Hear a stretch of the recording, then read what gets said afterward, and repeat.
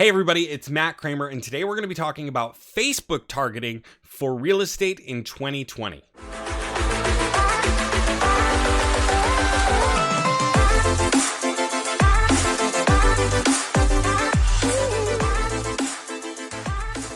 Thanks so much for joining me, and chances are, if you're here, you're trying to figure out how to make your ads perform better, how to get your Facebook leads to be a higher quality or something of that nature, right? So let's dive right into Facebook targeting for real estate in 2020.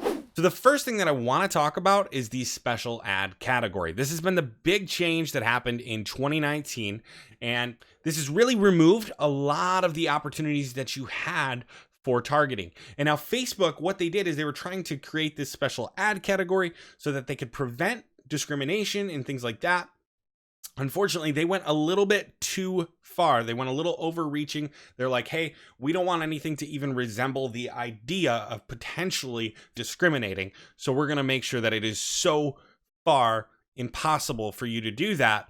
We're going to remove a lot of the valuable targeting that was actually working before. So let's dive in and see what that looks like. All right, so the first thing that we're going to notice is when we get down here, the age and the gender has been removed, okay? We cannot choose to market to a certain age or a certain gender, which I'm fine with that. It's not a huge part of my targeting beforehand. I know some people like to focus on people that were 30 and above so that they got more seller leads. However, again, I typically leave age and gender open, so it's not a big deal to me. You want to make sure that you have the correct language for whoever you're speaking to. And if you are marketing in a Spanish market and you speak Spanish, like, you have an awesome opportunity because there's so few that are actually running that right now. So just as a side note. So let's take a look at locations, right? Now, first with locations, we do have multiple opportunities here. We have everyone in this location, people who live in this location, people recently in this location, and people traveling in this location. So what we typically want to do is go to people who live in this location, although everyone in this location often works very similar. So one of these two are typically what we're looking for a standard real estate ad that we're going to be putting up with a homes list or something along those lines, a listing, whatever. We're going to put something like that. Yes, I know sometimes people are moving and they're traveling and they're recently in this location and all that. There's a lot of ifs and ands and things that we go into high level targeting, but we're going to cover the basics for Facebook targeting that 99% of people are going to be using. So again, we're going to go with everyone or people who live in. You choose. I typically go with everyone. And we've got a 15-mile radius. That is our new minimum with the special ads category of housing. So 15-mile radius. Again, we talked about age and gender. You can't touch those. Language, we're going to make it English all because that is what my client speaks. So let's go down to detailed targeting. So the detailed targeting, guys, they've removed pretty much everything. So I'm going to show you exactly what you need. Realtor.com. You don't want Realtor.com Pro. You want Realtor.com. Zillow.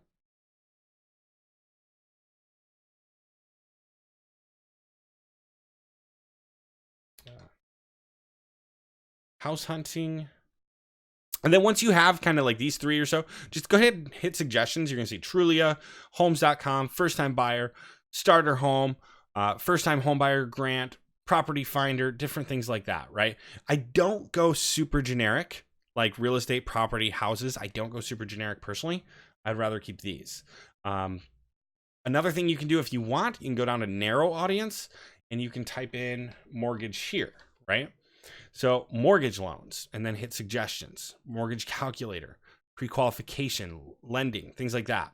So you don't want to have the same things up here as you do down here. They need to be different so that you're narrowing. And how this works is just like this, right? The audience that you're focused on is that center one. You're taking two audiences. So people interested in first time home buying, homes.com, house hunting, all that. You're taking that full audience. They're going to be over here on the left. You're taking the other audience, which is mortgage calculator, mortgage loans, pre-qualification. They're all going to be over on the right. Now, the narrow audience tool allows us to pick only the people in the middle. So you tell me, if somebody's looking at mortgage calculators, but they're also looking at first-time homebuyer grants, they're probably a little bit more interested in moving than somebody who just went on Zillow for a day, right? So this is an opportunity where you can test things and see how they work for you. Different targeting works differently in different areas. Like, it really comes down to testing. I wish I could give you a detailed targeting that was going to work every single part of the country. But look, I've worked in almost every single state, and it's different. The people in Utah, the people in Arizona, the people in Florida, the same targeting is not always going to work. So you need to be testing.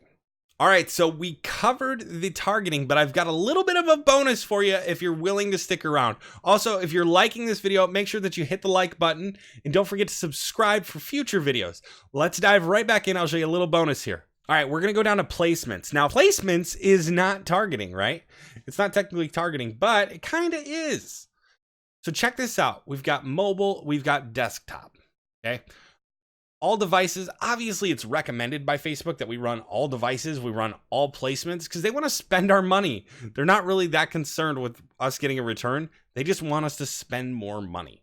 So we're going to go remove anything that we're not set up for. So we can remove Instagram, unless you're creating pictures specifically for Instagram, which would mean it's a different image than your Facebook ad, then remove Instagram, okay?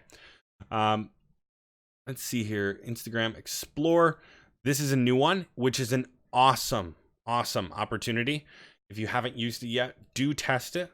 I'm not going to go in detail on that one. But anyways, what we're trying to do is we're going to set it up for Facebook Newsfeed and Marketplace, just on Facebook. This is the super basics, guys. This is what I would be doing if I were you right now and I didn't have time to go do a bunch of testing, okay? Then go to iOS devices only. Okay. iOS devices only typically is going to provide a different result than Android results only. So, I mean, you can test both of these yourselves, and I'm not going to go super in detail on what exactly it's going to do for you, but trust me, run iOS devices only, split test it against the Android devices only. And you're going to see a different result, because if we dive into the demographics behind the people that are using iPhones and the people that are using Androids, you're going to see differences. You're going to see differences all throughout the spectrum. So this is a great opportunity for us to use the placements to do more targeting. Okay. Also, if your leads, like if you're getting a lot of people that are saying, hey, I don't remember signing up for this, I don't remember opting in for this, when you first call them or text them or something like that, do this only when connected to Wi-Fi. This stops the leads that are happening when people are at a red light, right? Because you get somebody who's at a red light, they're not thinking much, they're clicking through, they click on your link and they're just like, oh, okay. And the Facebook lead ad has become so simple, so easy to sign up for. People do sign up for it on accident. So this is something you can click if you're seeing that start to happen.